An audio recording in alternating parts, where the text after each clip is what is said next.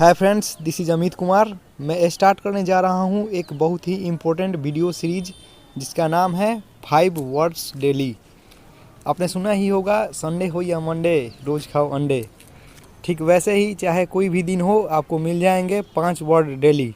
और इसके साथ साथ उन वर्ड्स से दो सेंटेंस आप दिन में कभी भी एक बार देख लेना। बस कुछ ही दिनों के रेगुलरिटी के बाद आपकी इंग्लिश में काफ़ी सुधार हो जाएंगे। तो आते हैं पहले एग्जाम्पल पे। पहला एग्जाम्पल है प्रीच। प्रीच का मतलब होता है सलाह देना। प्रीच का स्पेलिंग होता है PREACH, प्रीच। एग्जाम्पल फर्स्ट है पट your on house in order before preaching others. इसका मतलब हुआ दूसरों को सलाह देने से पहले खुद के घर में झांको। जो पहला दिया गया है पट your on house in order, यह एक फ्रेज है जिसका मतलब होता है पहले खुद के घर में झांको। दूसरा सेंटेंस है डोंट प्रीच मी डैट। इसका मतलब होता है उपदेश मत दो मुझे। तो ये रहा दूसरा सेंटेंस। दूसरा वर्ड देखते हैं। दूसरा वर्ड है क्राफ्ट, CRAFT, क्राफ्ट। क्राफ्ट का मतलब होता है कला। इसका पहला सेंटेंस है he acquired the craft of wood carving in his native town. इसका मतलब है उसने लकड़ी काटने की कला अपने जन्म स्थान से प्राप्त किया। तो क्राफ्ट का मतलब होता है कला, नेटिव प्लेस का मतलब होता है जन्म स्थान। दूसरा सेंटेंस देखते हैं। दूसरा सेंटेंस है the musician spends years perfecting his craft. इसका मतलब है संगीतकार अपनी कला को सुधारने के लिए सालों लगा देते हैं। आते हैं तीसरे वर्ड की ओर। तीसरा वर्ड है स्कार्स। स्कार्स का मतलब होता है मुश्किल से, दुर्लभ, अपर्याप्त। पहला सेंटेंस है wealthy people could afford to choose scarce antics.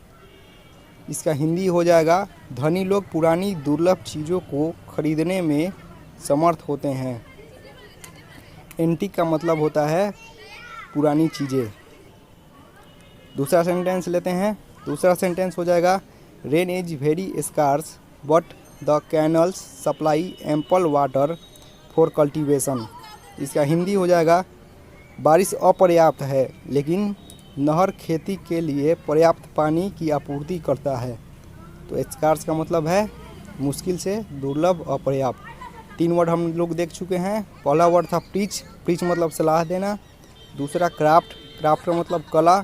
और तीसरा स्कार्स, स्कार्स का मतलब अपर्याप्त। अगला वर्ड है कोस्ट, COAST, कोस्ट। कोस्ट का मतलब होता है समुद्र तट। एग्जाम्पल लेते हैं। पहला एग्जाम्पल है the homes on the coast are very expensive. इसका मतलब है कि समुद्र तट पर स्थित भवन बहुत कीमती होते हैं। नेक्स्ट सेंटेंस देखते हैं the town is 2 miles away from the coast. इसका मतलब हुआ कि शहर समुद्र तट से 2 किलोमीटर दूर है। आते हैं आज के 5वें और लास्ट वर्ड की ओर। यह है कॉम्पेन। कॉम्पेन नहीं, कैंपेन। कैंपेन का मतलब होता है अभियान।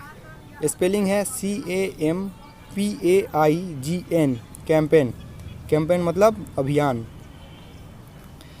पहला सेंटेंस है the campaign succeed and he own the election. इसका मतलब है कि अभियान सफल हुआ और वह चुनाव जीत गया। दूसरा सेंटेंस है a group started a campaign to preserve forests. इसका मतलब है जंगलों को बचाने के लिए एक समूह ने अभियान शुरू किया। जंगलों को बचाने के लिए एक समूह ने अभियान शुरू किया।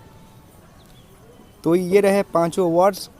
ऐसे ही मैं लगातार रोज़ 5-5 वर्ड दूंगा और आप कंटिन्यू रहें।